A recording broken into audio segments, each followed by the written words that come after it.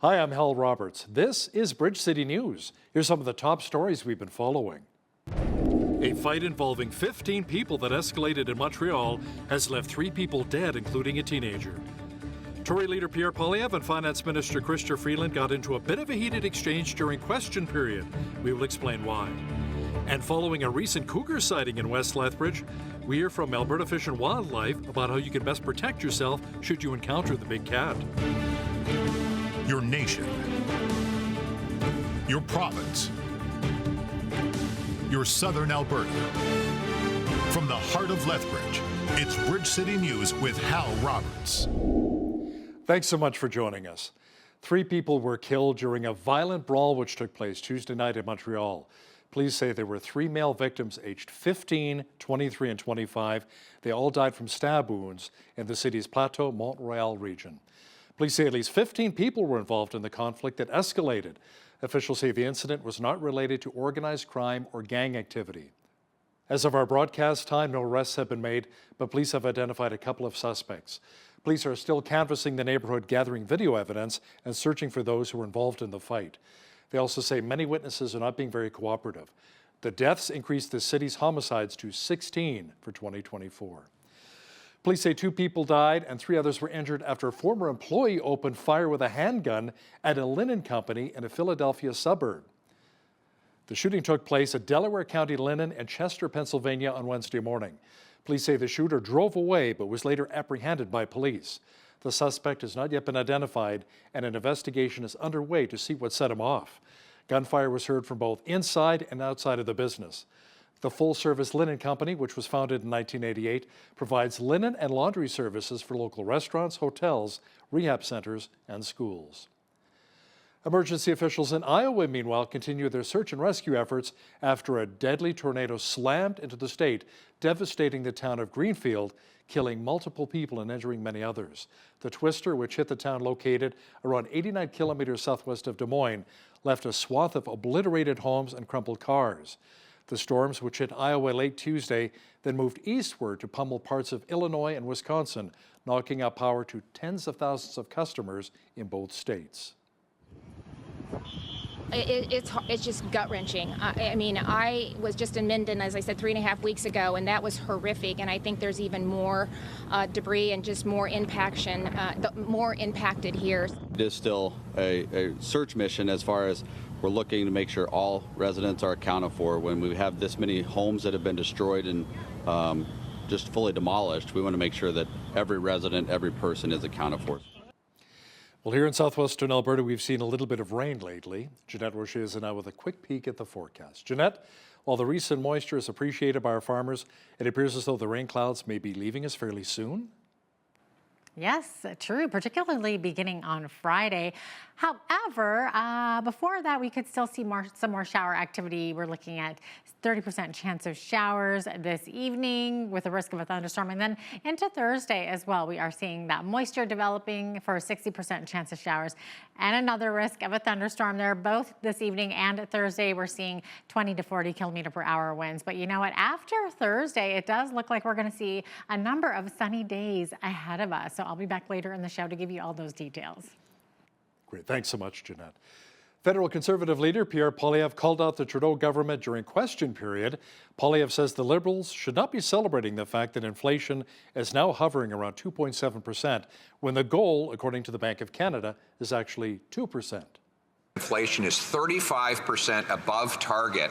Again, after 8 years, this Prime Minister is not worth the cost of debt interest.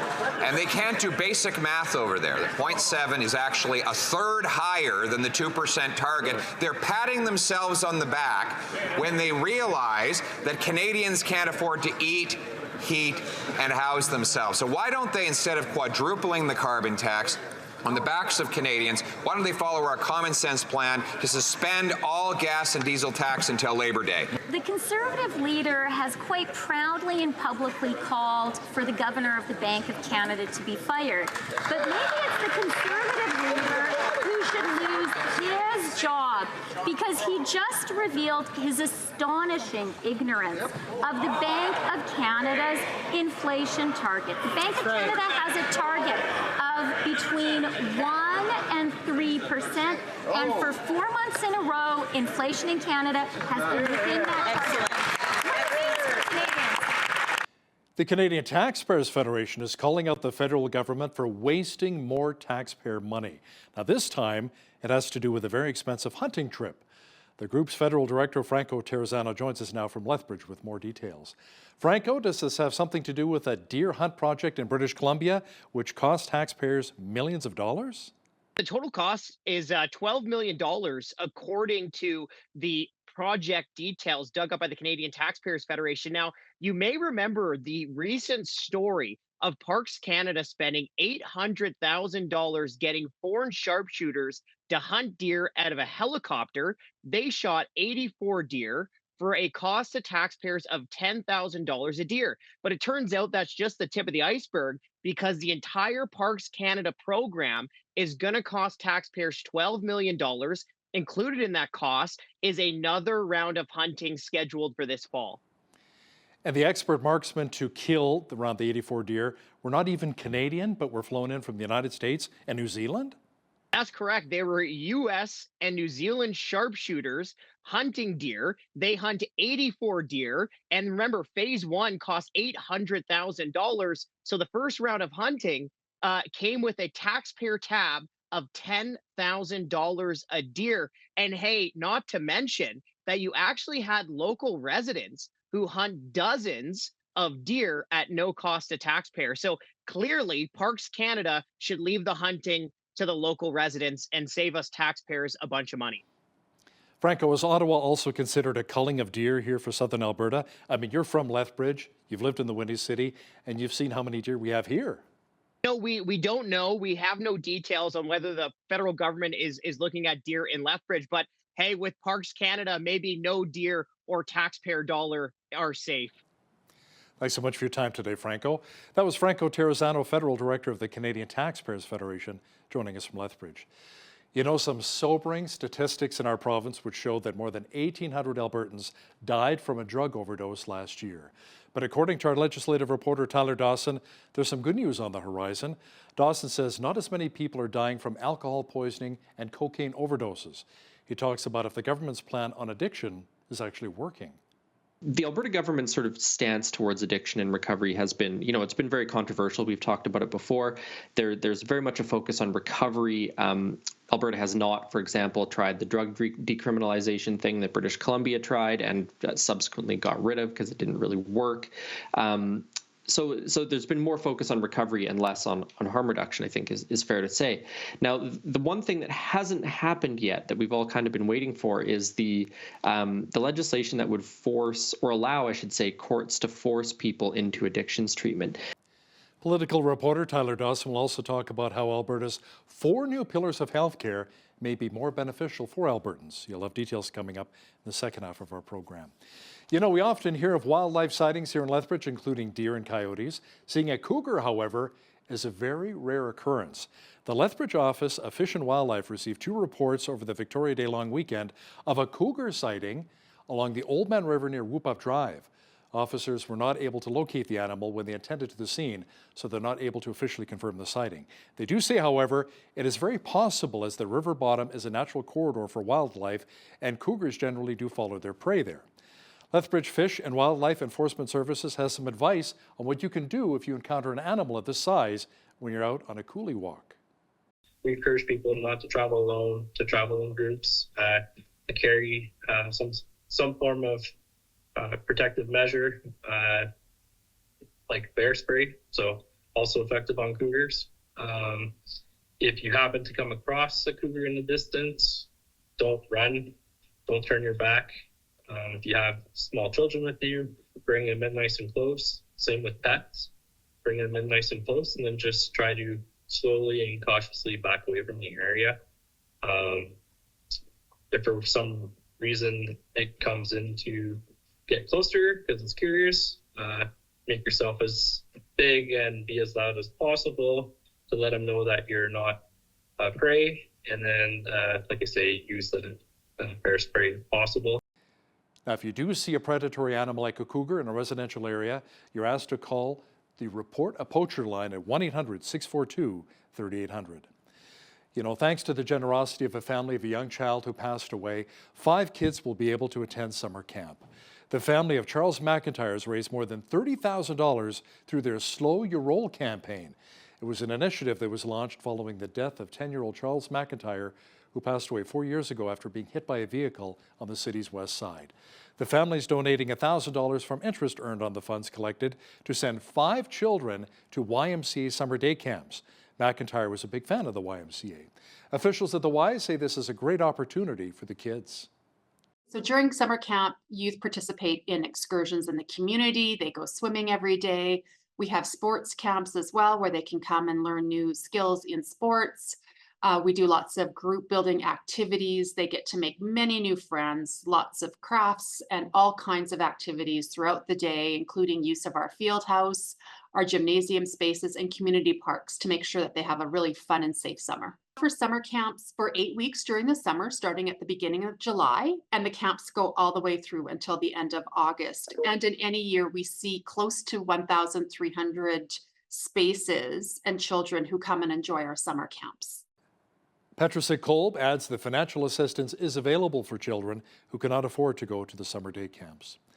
Authorities in Medicine Hat have shut down a drug house. The scan unit of the Alberta Sheriff's obtained a court order against the owner of a home located at 377 4th Street Northwest. It gives investigators the authority to close down the property for a period of 90 days. Any tenancy agreement has been terminated effective Wednesday. Police say the property will be boarded up and fenced up, along with locks being changed as the investigation continues. Since 2008, Alberta's Scan Unit has investigated around 9,000 properties across the province and issued around 117 community safety orders. Officials say most complaints are resolved by working with the owners of the properties to stop illegal activity on their property. A former employee of the CBC has been granted a human rights hearing over claims of discrimination of the public broadcaster. The 61-year-old man says he's coming forward with a story to break down barriers for others. It's hard for an institution to look in that mirror and understand that what they've been doing is wrong and what they've been doing is hurtful. And it pretty much destroyed my career. I after I was discriminated against, I didn't receive the assignments, diploma assignments I was getting. And when I confronted my managers and asked them why I was not getting these assignments, I was told that I did not fit in, I did not mix well, and I'm a lone wolf.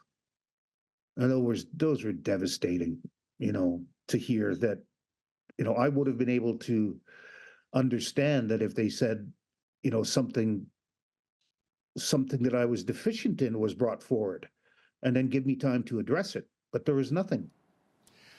Ireland, Norway, and Spain said they would recognize a Palestinian state. Many political experts say the announcement from the countries is historic, but largely symbolic. They also say it deepens Israel's isolation as the Jewish state's war with Hamas continues in the Gaza Strip. We have more now on this report from Joe Fetterman. This decision has no immediate impact on the ground. Israel still controls the territories sought by the Palestinians, the occupied West Bank, East Jerusalem, the Gaza Strip. But it is an important reflection of international sentiment and Israel's growing isolation as the war in Gaza grinds on. Over 120 countries already have recognized the Palestinians' independence. What's significant today, though, is that these are European countries. That's a region of the world where Israel traditionally has had strong diplomatic ties. The Palestinians obviously are welcoming this move. They say that any show of support helps push them closer toward their dream of establishing an independent state. Israel, on the other hand, is furious. The Israeli government opposes Palestinian independence. It says moves like this undermine future negotiations and also amount to a reward for Hamas's attack on October 7th that triggered the war. Local Christians in 2 villages in Egypt came under attack recently. Officials say the attacks were led by Islamist extremists to prevent the construction of a church building. We have more now in this report from Peter Wooding from the Global News Alliance. A few weeks ago, it was Holy Week in Egypt. This Christian holiday is often a time of tension and unease in the Middle East, resulting in violent clashes and protests from Islamist extremists who oppose the presence of Christians in the region. This came to a head in 2 Christian villages in Egypt, where Islamist extremists attacked local Christians and led violent protests to prevent the construction of a church building. In response, a team from the Christian ministry Help the Persecuted went to provide much-needed support for these believers who were grappling with the loss of their homes and livelihoods. Team member Bashar says it was incredibly humbling to meet with Pastor Darius as he prayed for forgiveness for his attackers. الكنيسة يعمق إيمان شعبك، يثبت إيمان شعبك في شخصك العظيم المبارك في اسم الرب يسوع. حمية دمك على كل شعبك، كل ما لهم، كل ما تمتد إليه أيديهم. عوض عن كل اللي فات، أعطي أيام قادمة مثمرة مباركة في القلوب وفي النفوس. رجع العلاقات مرة تانية. في هذه الأيام بنختبر قوة الصليب. ادينا قوة غفران لكل الذين ألمونا واضطهدونا وتعبونا. Bashar shared how they were able to visit several local Christian families to hear their stories, pray with them, and distribute emergency lightning funds. And it was some sort of a relief to see the pastor dedicated, wanting to help the village. He lives in a city close by, like a 35 minute drive. But he comes to the village every single day to be with the people, to be with the church members, to the family that he calls family right now. Such a wonderful man, and he took us right around the village, and we were introduced to the families that were crushed by what happened. Some of them shared about the experience and how terrifying it was for them, for their kids. ورديت على روح البيت وطفيت النور. ازاي انا مش عارفه بامان. وحطيت ظهري في الباب. فبصيت لقيت حد كده زح عليا الباب مرتين كده. هو يزق الباب وانا يعني على البيت كده حطيت ايدي على بوقي على بوقها عشان ما يسمع ان انتم موجودين. ان انا ايوه. Their team joined them in a powerful time of worship where they full-heartedly praised the Lord in spite of so much loss.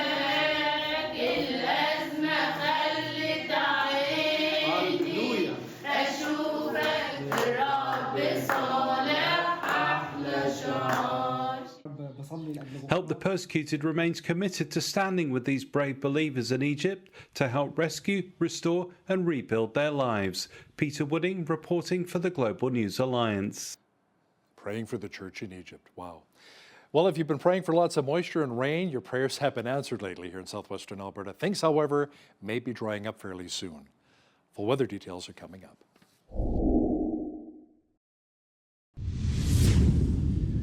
Jeanette Rocher is now with a full look at the weather forecast. Jeanette, fortunately, many regions of the province have been receiving rain, which has been helping our firefighters near Fort McMurray. And we've seen a lot of moisture too in our region here in southwestern Alberta, but the rain clouds may be leaving us soon. True, but we could still see a bit of moisture this evening into Thursday. So we're seeing a 30% chance of showers overnight, risk of thunderstorms.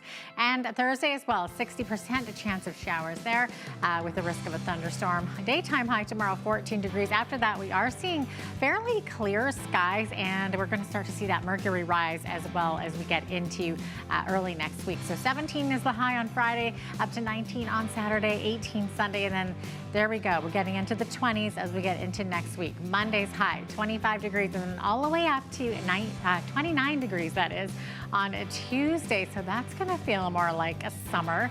Average high for this time of year, 19. It has risen from the 18 last week. Average low, 5. That's up from last week's 4 degrees. 30, that was our record high on this day back in 1988 and in 1987. 1 year earlier, we were at the record low of -4.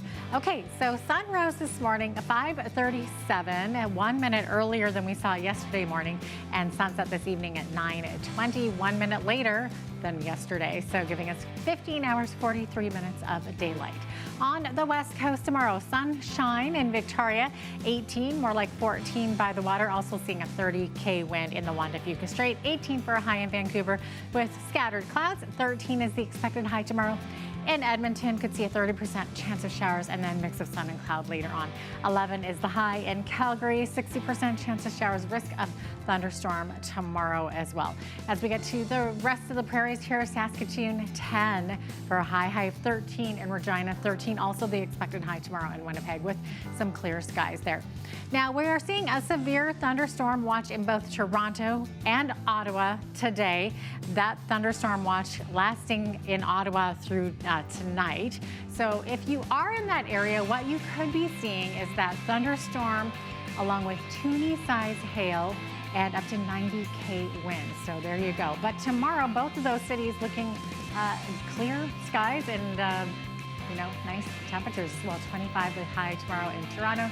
Ottawa sitting at 26 also in Montreal. Montreal, though, could see that chance of showers.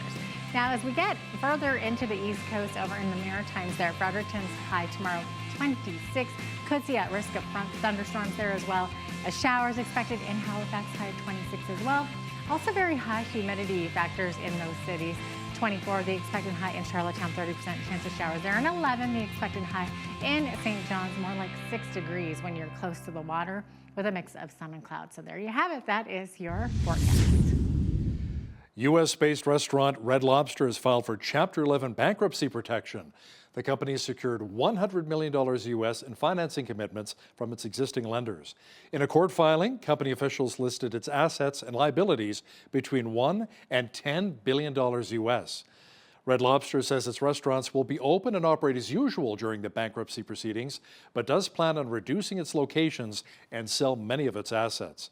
According to its website, Red Lobster has around 700 locations around the world. WestJet announced that former Manitoba Premier Heather Stefanson has been named to its board of directors. Stefanson began her political career as an advisor in the Mulroney government. Now, back in 2016, she was sworn into cabinet in Manitoba and held the positions of Deputy Premier, Minister of Justice, and Health Minister. She then became leader of the PC Party and Manitoba's Premier back in 2021. She also has experience in developing public policy, which company officials say will be a valuable asset to the WestJet Group board. The Canada Pension Plan Fund earned a net return of 8% for its latest fiscal year ending March 31st. CPP Investments say the result was helped by gains in its private equity portfolio, along with investments in credit, energy, and infrastructure. It adds that net assets totaled around $630 billion on March 31st. That's an increase of around $60 billion from a year earlier. Now, here's a look at today's markets, and it was a bear market. The TSX was down 121 points on the day to finish at 22,346. The Dow was down nearly 202 points to 39,671. The S&P 500 was down 14 to 5307, and the Nasdaq was down 31 points to finish at 16,801. West Texas Intermediate oil was down $1.37 to $77.29 US per barrel. Natural gas was up 13 cents to $2.80 US. Gold took a plunge of $42.21 to $2,378.84 US an ounce, and silver was down $1.19 to $30.79 US an ounce. Feed wheat is at $9.55 per bushel, barley is at $6.42, canola is at $14.50, and corn is at $7.93 per bushel. Live cattle June contract were up $1.20 to $184.18. Feeder cattle were up $1.43 to $250.38. Lean hogs were down $1 to $95.40, and the Canadian dollar was up slightly over the past 24 hours to 73.05 US. Recapping one of our top stories, 3 people were killed during a violent brawl which took place Tuesday night in Montreal. Police say there were 3 male victims involved, aged 15, 23, and 25. They all died from stab wounds in the city's Plateau-Mont-Royal region.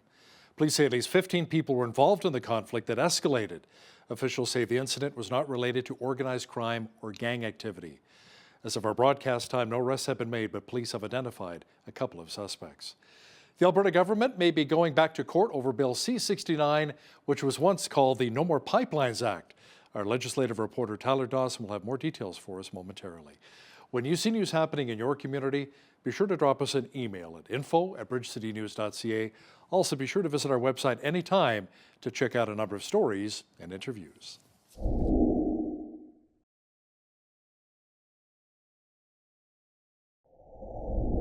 Alberta's massive healthcare overhaul was partially rolled out this week.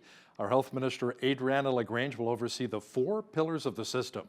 Now, to chat about the changes in more detail is our legislative reporter and the Alberta correspondent for the National Post, Tyler Dawson, who joins us once again from Edmonton. Tyler, what will the changes mean for the average Albertan? How will our healthcare allegedly improve under this new system? Yeah, it's a little bit hard to say because you have to wonder if it's just sort of shuffling the deck chairs. Basically, what they've done is they're creating these 4 pillars, as you mentioned. Alberta Health Services will no longer sort of be this overarching sort of agency and will instead be responsible for delivering hospital care. So you have these sort of 4 agencies. They're all going to be reporting to Health Minister Adriana LaGrange, and there's the other part of it is the mental health and addiction stuff, which will be reporting to Dan Williams, who will also report to Adriana LaGrange. So it's basically just creating these 4 streams in hopes that will improve transparency. It will, hopefully improve, these agencies, they'll be focusing on one thing as opposed to trying to do multiple different things. There'll be perhaps more accountability, things like that. But it does seem so far like these are primarily changes at the political level in terms of, organizing from the top down, trying to figure out who's going to be responsible for what. So, at this point, I don't know if we're actually seeing any changes on the ground. It doesn't seem like it to me at this point. But there's been so many problems in the healthcare system over the last few years, hospital wait times and so on and so forth, that I think probably Albertans are looking for any sort of change that might improve things. And as this continues to roll out, then we might see some improvements in wait times, some reduction in surgery backlogs, things like that, hopefully. But it's a very confusing process, I have to say, and it'll be interesting to see just what this amounts to. I mean, as everyone knows, this is not the first time the system has been reorganized. It's probably been done a half dozen times in the last 15 years alone, I would say. Last year, sadly, more than 1,800 Albertans died from opioid overdoses, Tyler. That's the highest number in provincial records. Now, some are calling into question the government's model of addiction recovery. But there's some good news, however, in that those dying from alcohol poisoning and cocaine overdoses continue to trend downwards.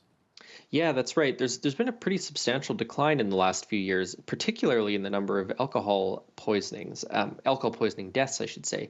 So obviously, their opioids are trending upwards, and fentanyl is present in about 93% of those cases. But there are, a few bright spots, as you mentioned, cocaine and alcohol, which I think are the lowest levels they've been recorded in several years at least. Now, the Alberta government's sort of stance towards addiction and recovery has been, it's been very controversial. We've talked about it before. There's very much a focus on recovery. Alberta has not, for example, tried the drug decriminalization thing that British Columbia tried and subsequently got rid of because it didn't really work. So there's been more focus on recovery and less on harm reduction, I think is fair to say. Now, the one thing that hasn't happened yet that we've all kind of been waiting for is the legislation that would force, or allow, I should say, courts to force people into addictions treatment. Now, that announcement when it came last year sometime was also very, very controversial, and the government has been studying that and considering how it's going to make that happen. So we haven't seen that yet. And obviously we're almost 6 months into 2024, and I think I maybe would have expected it a little bit earlier. So I don't know if it'll come before the summer break, maybe next fall, but that's certainly something else to keep an eye on, because that's going to be, a very, very big change to the way that Alberta is tackling addictions and recovery. Even though many regions in our province have seen quite a bit of rain lately, Alberta still remains in a state of drought. Now, the moisture, however, has been helping firefighters battling that massive wildfire near Fort McMurray, which is now being held, used to be out of control. How about the rain helping a lot of our farmers? Yeah, I mean, it's great news for the farmers. The moisture is sort of unambiguously a good thing. And Alberta is still abnormally dry. Pretty much abnormally dry is one of the qualifications that Agriculture and Agri-Food Canada uses.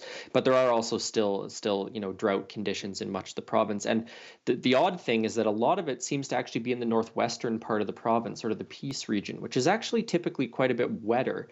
So there's some weird trends afoot there. But certainly southern Alberta's got a decent amount of rain. Central Alberta's got a decent amount of rain.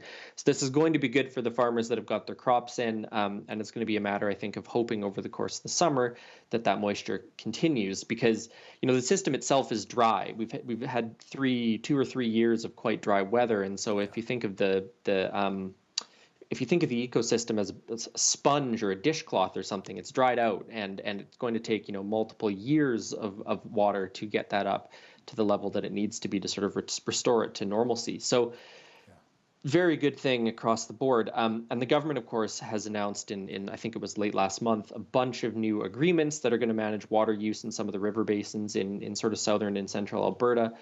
There is a whole drought management plan. We are still in stage 4 of the drought, which is the second to last step. The 5th is the state of emergency. So we could end up there. And if we end up there, of course, that will see some changes.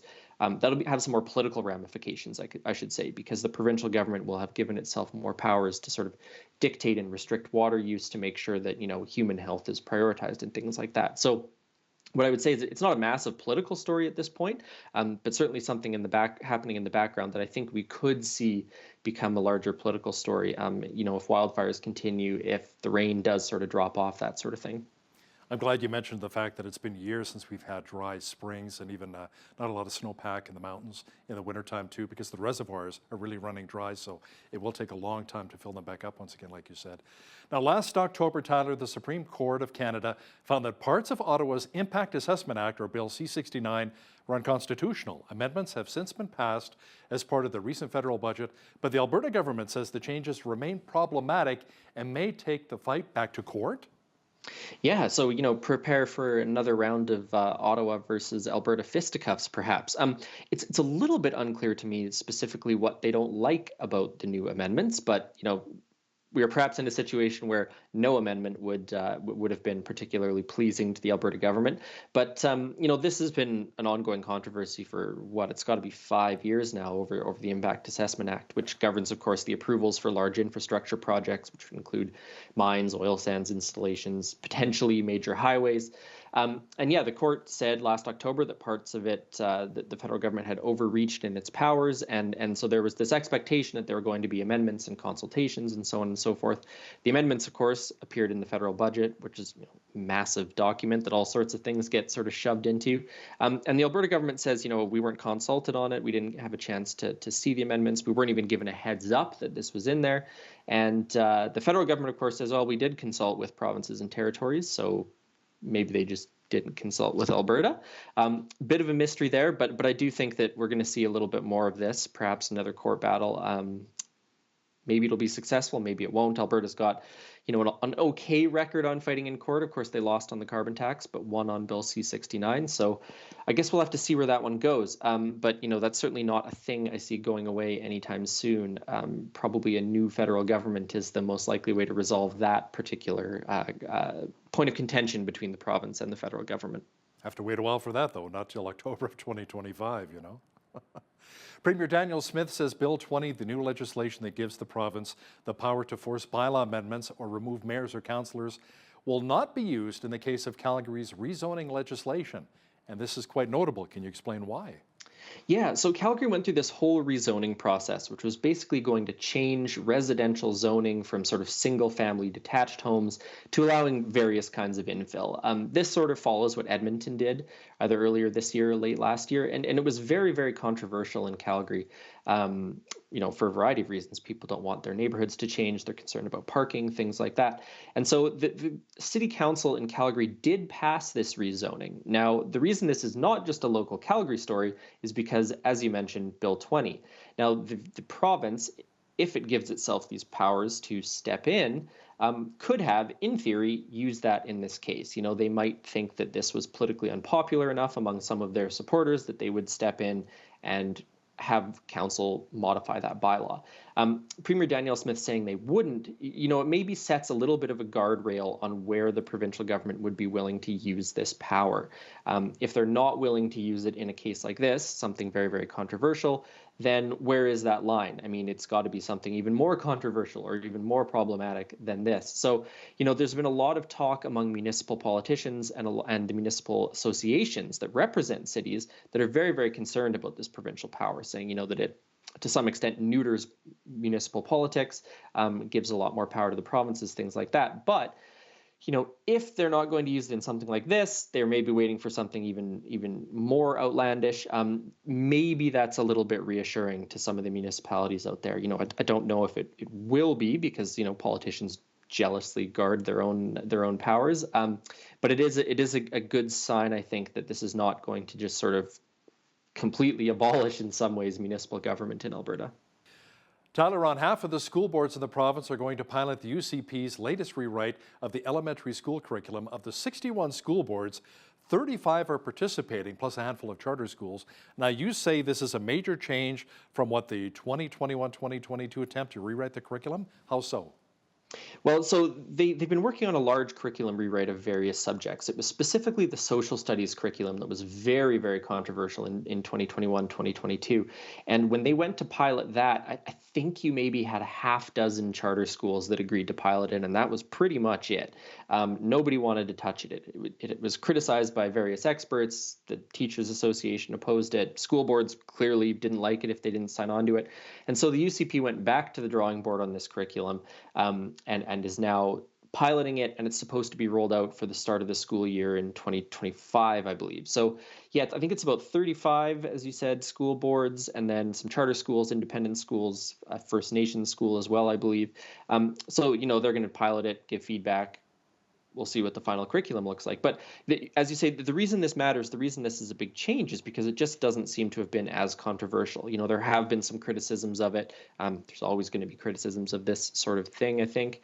But it does show that, perhaps they've gotten a little bit more certainly back on track with this rewrite of the social studies curriculum, to the extent that schools are actually willing to pilot it, which is, a pretty good sign, because if no one pilots it, how do you know how it's going to work when you roll it out fully? So a bit of progress being made on the social studies rewrite for sure. The Alberta NDP will be choosing its new leader on June the 22nd, someone to replace Rachel Notley. Many would argue that former Calgary Mayor Naheed Nenshi is still the frontrunner. Tyler, many would also argue that he's a big reason why the party now has a very strong 85,000 members, and that's the largest it's ever been.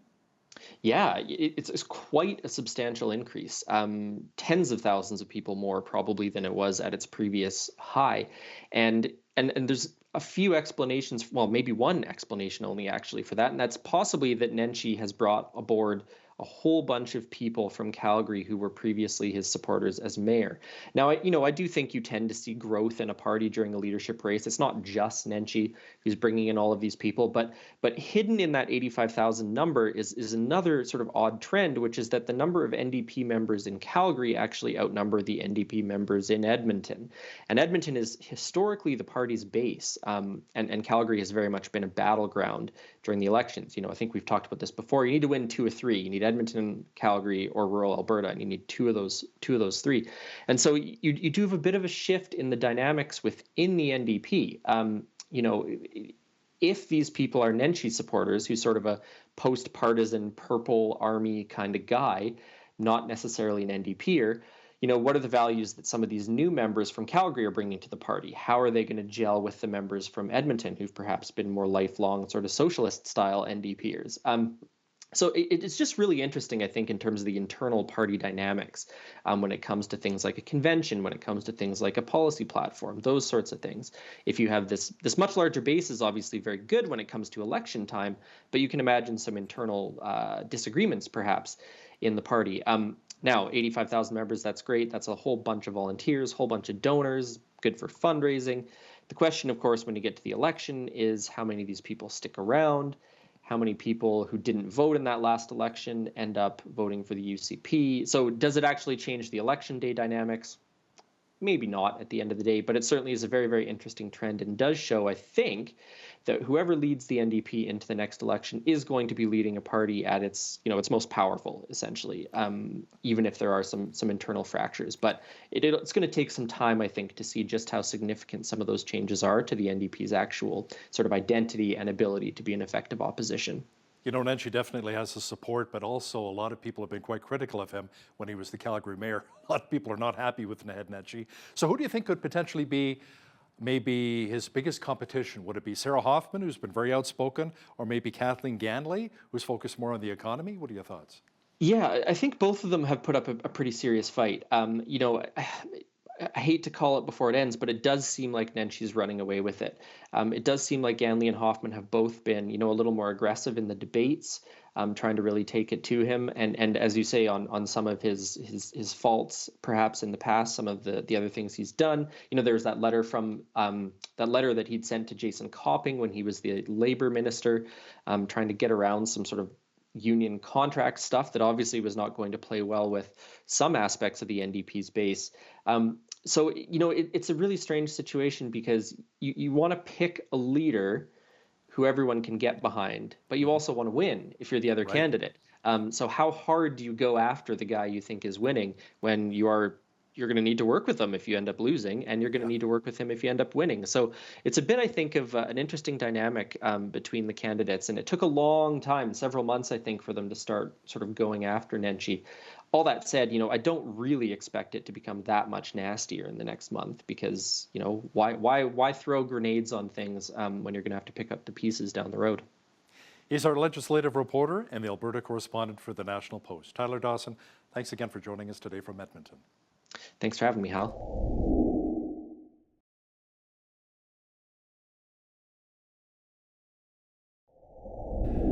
There are a lot of companies trying to come up with cleaner and more efficient energy. One of the most interesting types of energy being talked about right now is hydrogen.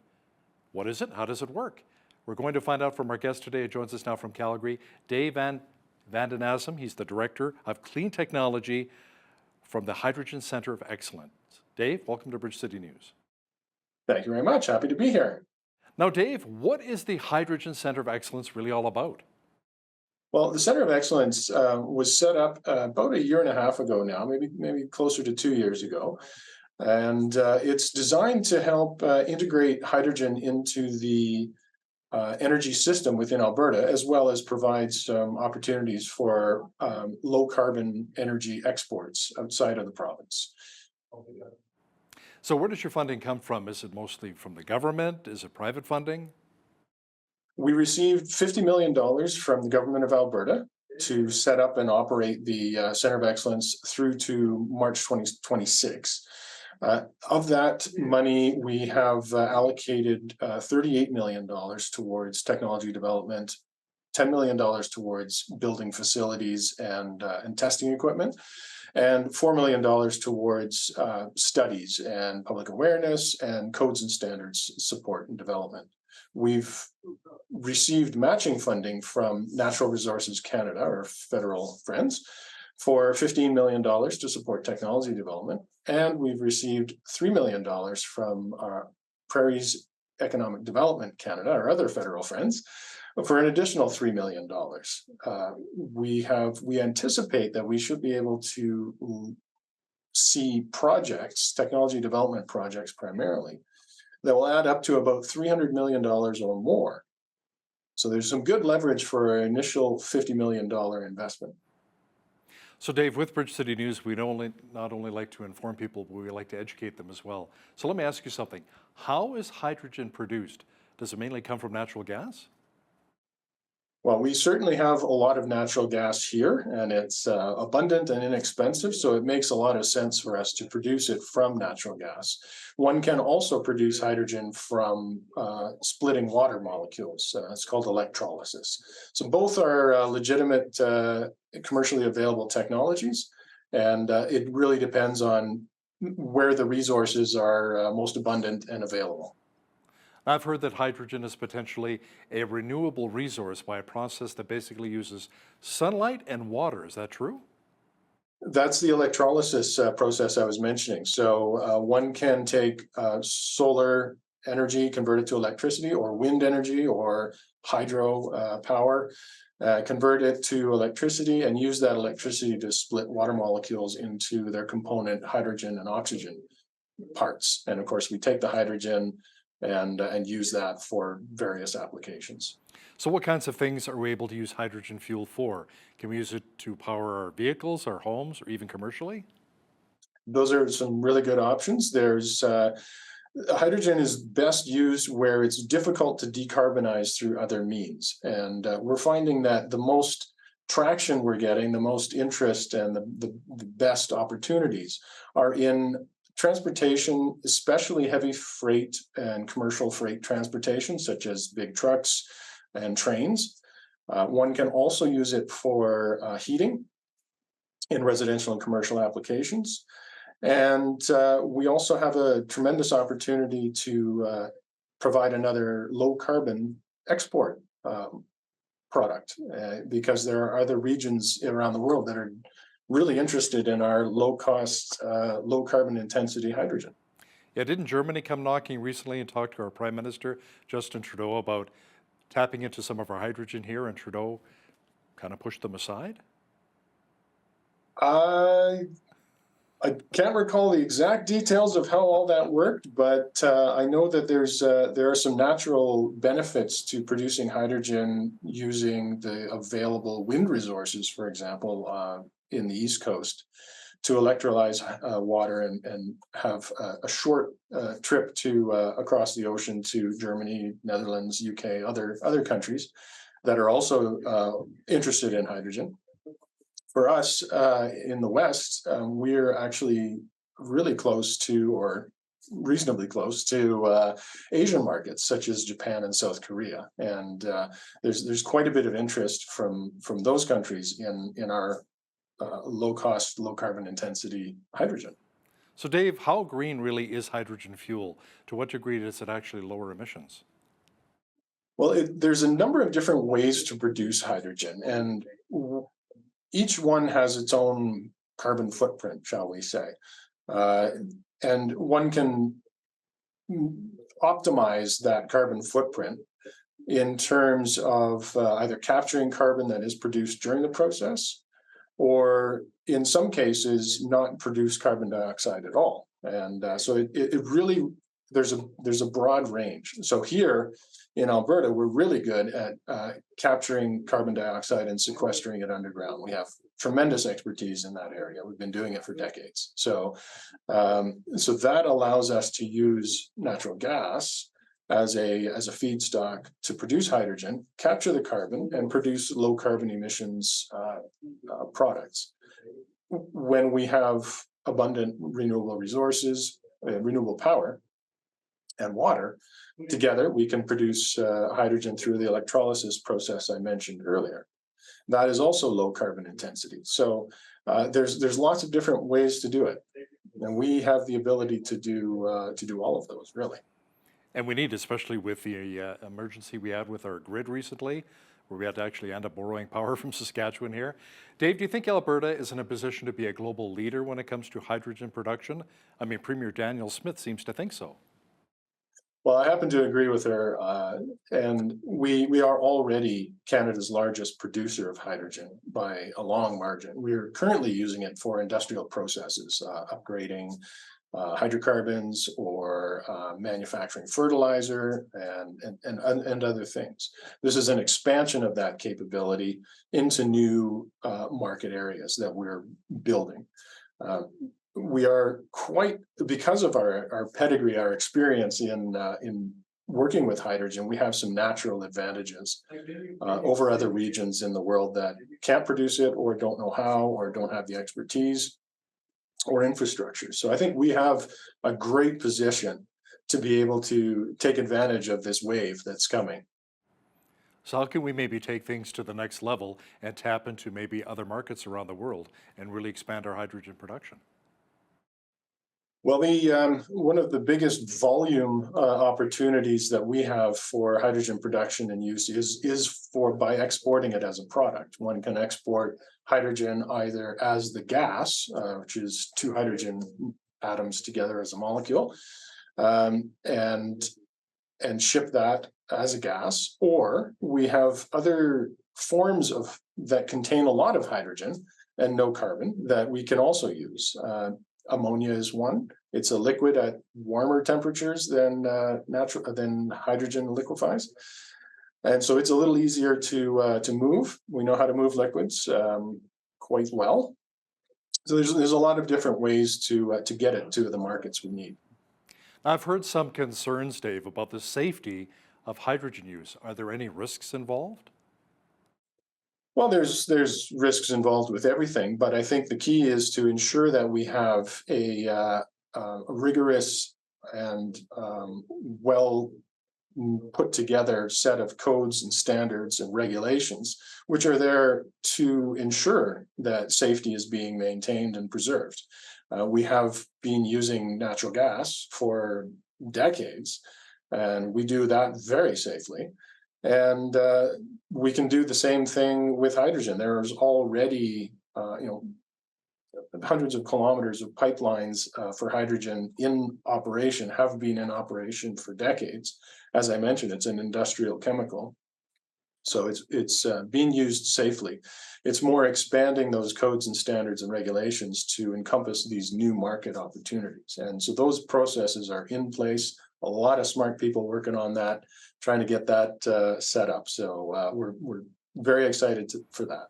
But what are some of the potential dangers when it comes to hydrogen use?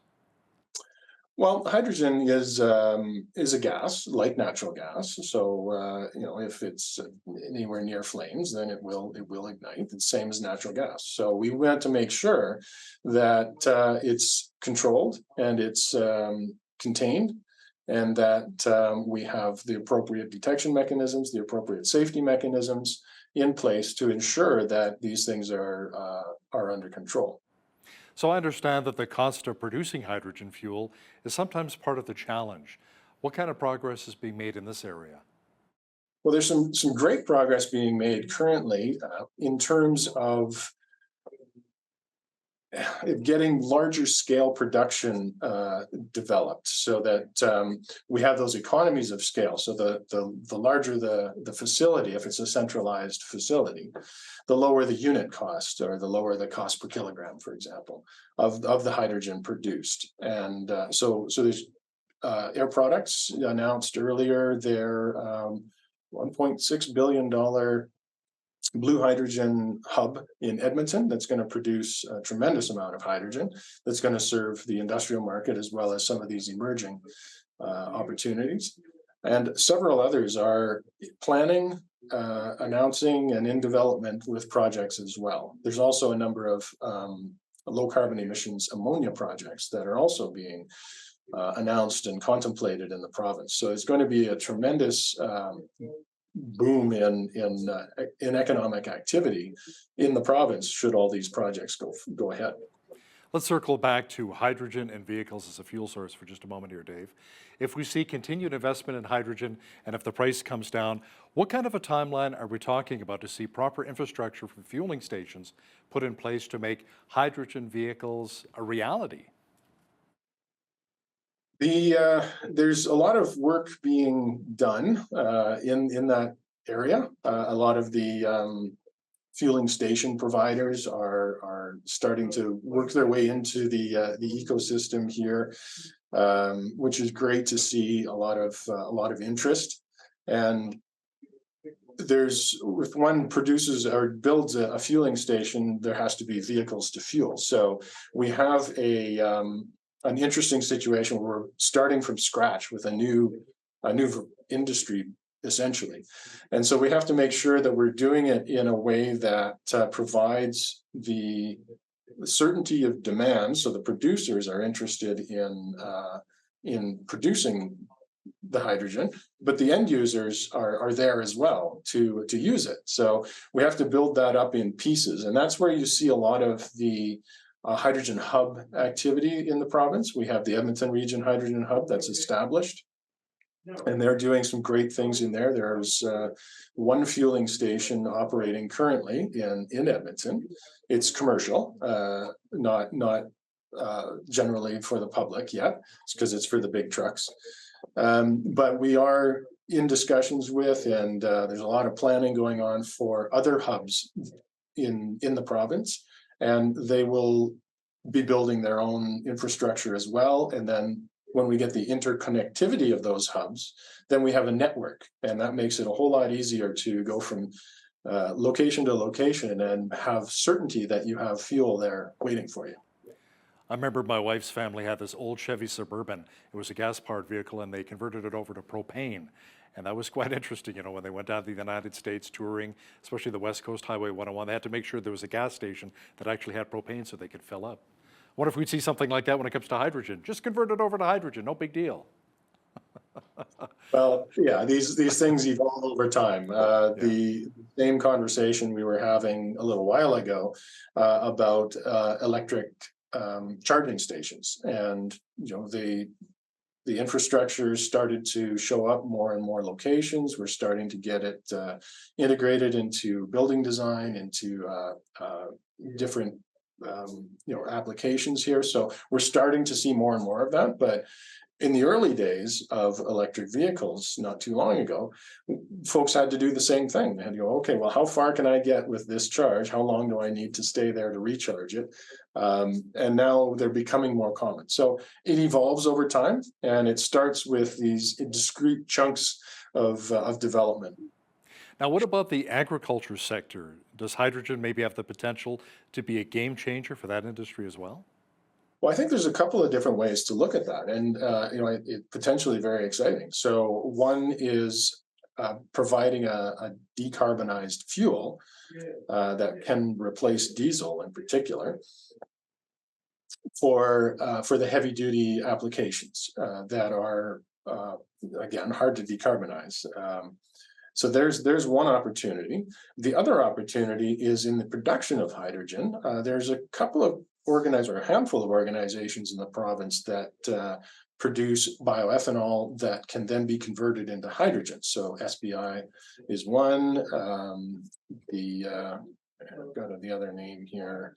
Azola Hydrogen's another one. There's a few of them out there that are doing it. So the nice thing about that is ethanol is easy to transport and store. Much easier than hydrogen. So they do that, and then you produce the hydrogen on demand at the fueling station. So it's a real smart idea in a lot of ways. Dave Vandenassem is the Director of Clean Technology with the Hydrogen Center of Excellence. Thanks so much, Dave, for joining us today from Calgary. My pleasure. Thank you very much.